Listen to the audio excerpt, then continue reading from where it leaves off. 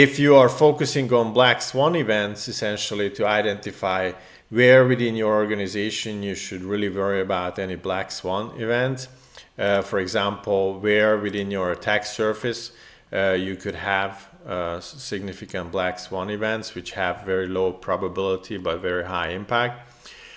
Essentially, those are illustrated with the maximum risk levels. What you see here is that for the overall portfolio, this is much larger than the average or the expected case was.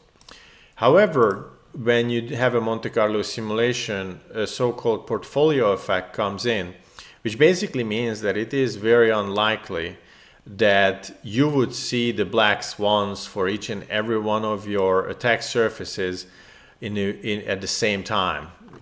For example, in one specific year, all the worst case scenarios would happen throughout the attack surface.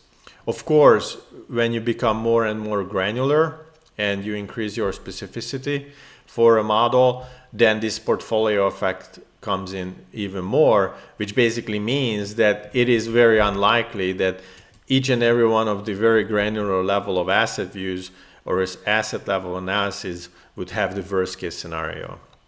However, if you really want to identify the worst case black swans, then you can view or look at the really worst case scenarios for each and every one of the lowest level of building blocks and then aggregate those up at the highest levels.